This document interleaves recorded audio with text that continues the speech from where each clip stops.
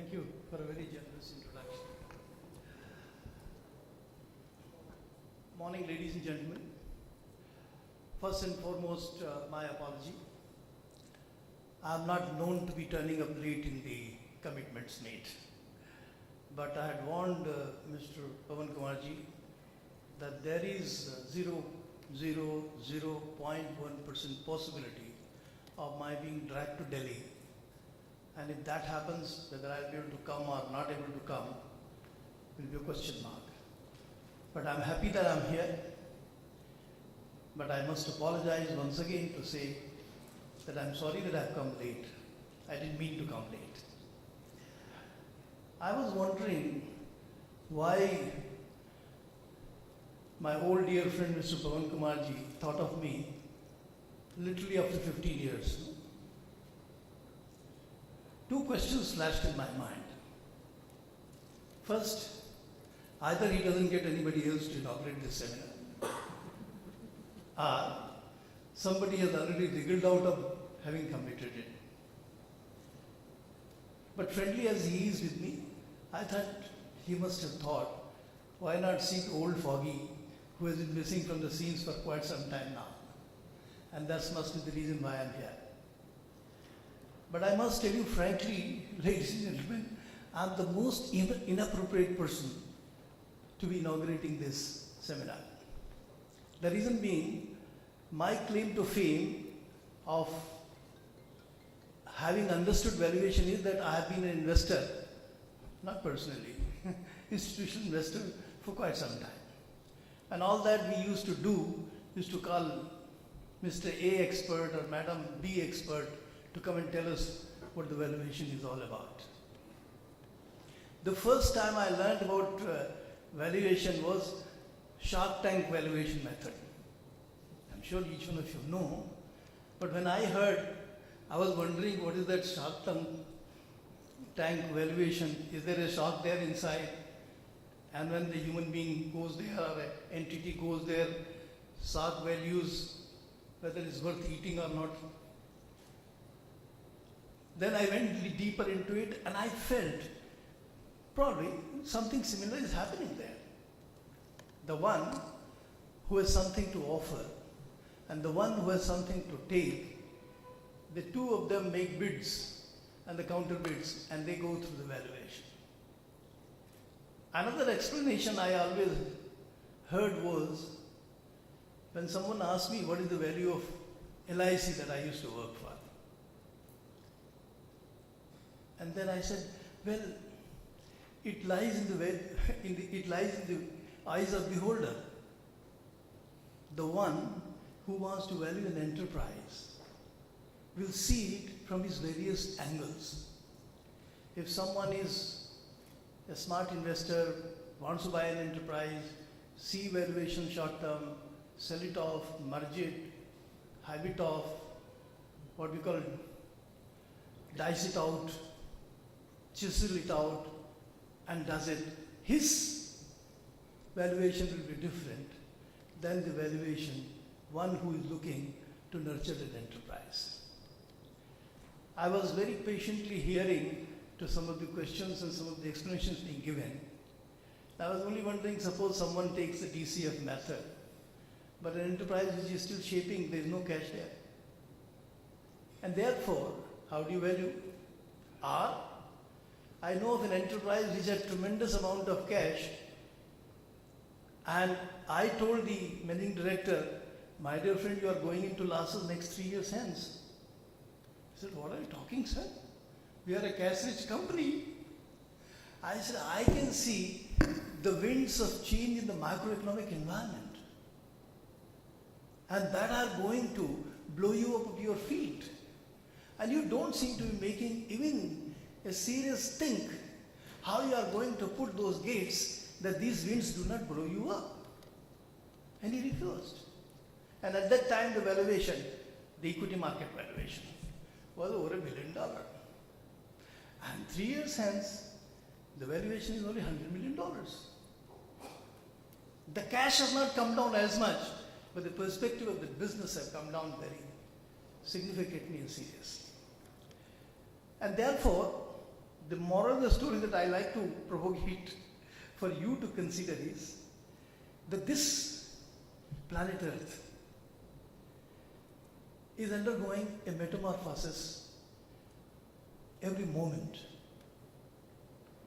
There are so many moving parts in the social ethos, the political ethos, as well as in the economic ethos.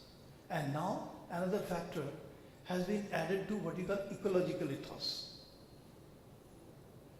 I mean, you can see the other day, which were the most valued company, the oil companies, they are no more.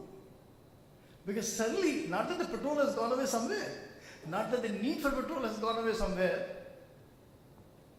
mainly because the ecology has overtaken, and therefore the carbon has become the issue. And therefore something else has started happening, and those who can produce energy get much bigger multiple than those who get. I can relate any number of instances from the environmental development that keep taking place, and I can tell you, I'll give you another example. I sit, in fact, since I don't have a business now to do enough, people keep inviting, like Mr. Pawan Kumarji also. I sit on the advisory board of a large, of course, Army Group Insurance Fund. And one of the generals who eventually 2 years later became the chief, he had the great thought that the gold has become a great investment. Why not make some investment in gold? And I said, yeah, but it's not fit for you. He said, why? I said, I see the environment is changing differently.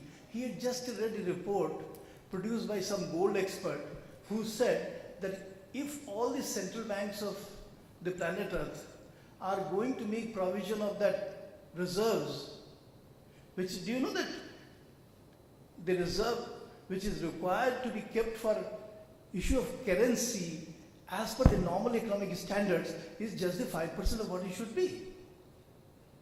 And the gold expert brought a report that in case the requirement, certainly all that was happening around 2008, post the great, what we call it, economic moderation, the meltdown, that if all central banks are required to add up to 2%, the demand of gold becomes so much, and therefore the value of gold price will go up so much. Well, yeah, one could take the valuation. But I said this won't happen. And it didn't happen. Now, all that I'm only trying to give you an example is that while you are the people who understand all the possible methods that have been evolved for undertaking a valuation exercise. But it might be very important for all of you to remember that something called a factor of changes in the environment which is not constant. And unless you are able to evaluate by taking enormous amount of data feed into your valuation exercise, you will always be, if not wide of the mark, significantly off the mark of the valuation number that will give you. Now, since what happens, you as a valuation expert, you throw your report and give all those, what is called those small letters, no? That I will not be responsible for this, I will not be responsible for this, and I have done this and that. The point issue remains that your customer who has accepted your report and acted either to sell or to buy, and if he eventually turns out to be happy having bought that enterprise, then he will thank you for it. But if he doesn't, and he eventually realizes that there was something which an expert could have evaluated as a factor while giving his report, possibly he is not going to be sending you thank you note. Now, I only wanted to go on telling you all these kind of things. It's not very important. For me, what is important is, eventually what you do is to do the data crunching. eventually what you do is to factor the environmental factor as you perceive them. Eventually what you do is you do the simulation exercise of the various methods that have been scientifically developed in arriving at a value, if this is integral. But there is one factor which sometimes, maybe sparingly, is missed out. And that factor is called an ethical factor. Remember one thing, eventually at the end of it, you take a judgment call. That I have evaluated the environmental factor, I have evaluated the numbers, I have evaluated all that, and this is what it comes out. If you honestly and genuinely you feel this is exactly it is, but sometimes I have seen that those numbers are adjusted to the need of the customer. And that is when people start doing what we call it valuation as exercise, not only in utility but also in futility.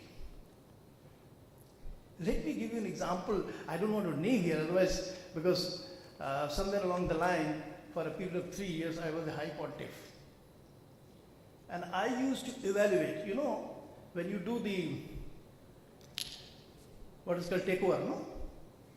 Or open offers. Now, while you do the open offers, the independent directors committee is supposed to say what is the fair price for an offer. And including me, wherever I have been independent director, I said, well, even though I understand valuation, but I really don't, I'm not an expert, so we hire an expert. And we take that report and do the valuation and they, fine. Now I have a cushion of protection that experts are valued. The company has a protection of two, one expert and the other is also the independent directors who are supposed to be objective. But somewhere along the line, that small little thing of ethics has failed both of them. I'll give you an example. I can name, and this is, you call an old man, he's going to tell you stories only. I used to sit on the board of a financial institution. It was going through a merger. 3 valuers were appointed. Swap ratio. The valuation. One investment banker, they are supposed to be the great valuers, no? On one side, another on another company, and third one was arbiter. And somewhere along the line, I wasn't very comfortable, so I threw out my spanners into each of the valuation. But lo and behold, the valuation which I thought was the valuation wasn't accepted, and naturally by majority the board decided. And do you know what happened? The price of the 2 stocks immediately readjusted to the gap that I was feeling. And I was conscious in my mind that somewhere along the line, some of them are not really taking integrity, full of judgment call. And therefore, dear friends, otherwise what will happen, ultimately what you do. I'm sure each one of you would have heard that word, what is called lies, damn lies and statistics. Everybody, I'm trained an economist. I rely on numbers. And therefore, I have to rely on statistics. When all statistics crunching depends on how you want to crunch it. And therefore, my first and foremost thought, having been what I was, request to you is, remember one thing, that when you are doing a valuation exercise, use all your methods, use all your knowledge and understanding, both of the company and the related factors of the company, what we call it micro factors, and also the macro factors. But certainly do an exercise as you would like to do it for yourself, as you would like to make it for yourself. This is one aspect which I thought I'd like to focus on you. The second aspect, and to authenticate, there is international standards being laid down. Because people don't want objectivity to be tarnished by the subjectivity of the valuer. And therefore standards are laid down. But as I said, after having laid down the standards, well, there are accounting standards, there are auditing standards, there are valuation standards now. But all these standards converge into one philosophical underpinning of undertaking an exercise that how faithful I am to my profession and to myself. This is one. The second part is, and that is partly answering, since I didn't know the name of the gentleman, who was sitting I think in the middle, he was saying that you can take possibly the example of United States if you don't have examples of what we call past transactions, basis of analysis. But beware of. The reason being, United States is a different geography, built on different social, economic, political, and many other ethos. We are a different geography, or any other country is a different geography. And therefore, while you do that, please do a sharp focus on how those factors will emerge into your own geography. For example, I'll take one, which, even though being a citizen of this country I shouldn't be saying, but I have to say because I've been experiencing this. See, for example, the judicial process in India is slow.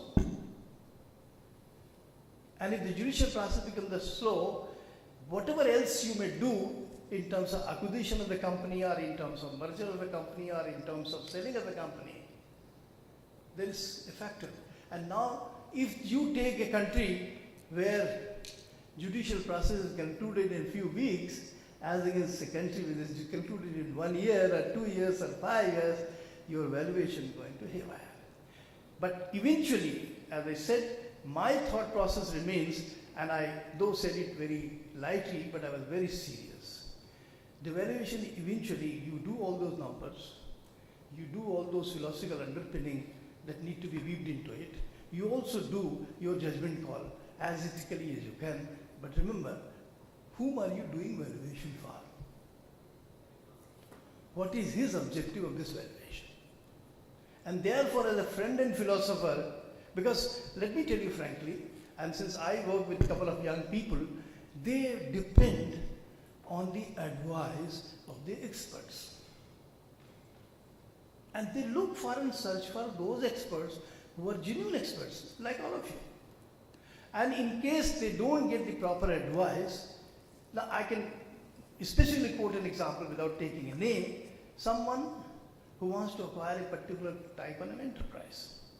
And the idea is that he has his own inherent abilities and he will build that enterprise and has been looking for such an enterprise which he feels that is a significant fit for his thinking, and he will be in a position.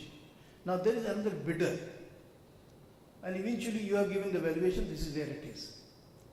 And someone talked about the insurance. Let me tell you frankly, someone is buying an insurance company right now. And in fact, I'll give you 2 examples. And in one case, he came to me, can you help me with the valuation? Now, insurance business is valued by an actuary, life insurance in particular. And whatever else you can have the benefit of an expert valuer, you need to have the benefit of an actuary. And we had an actuary friend who did it with me only. And eventually, after the actuary friend had done it, he gave a particular valuation. And I said, oh, no, this is not the correct valuation. You don't bid for this level because this enterprise is not worth this. And somewhere along the line, he thought, having worked for 36 years in insurance, I understand insurance business more, without even realizing that I also understand the mind of the people who manage the enterprises. He accepted, and he is a happy man. The reason being, at the price that was sold, today it is quoting 30% below that price. Got listed, quoting 30% below that price. Now he came and thanked me. He says, sir, if you had not said these 3 fellows were buying and I didn't buy, I'm a happy man.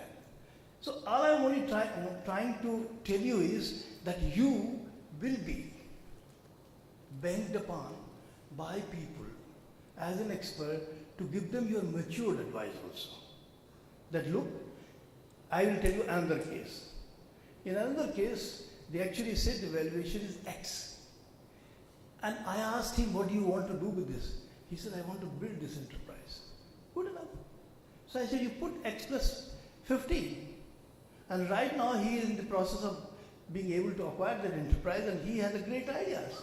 Now all that I'm only trying to give you from this example is that in addition to doing all your scientific analysis to arrive at the value of the enterprise or value of the stake or value of the what we call a right to be taken or given up, please also, because you are in this business of understanding and you also been doing number of valuation, you would have seen how those valuations are unfolded over a period of time.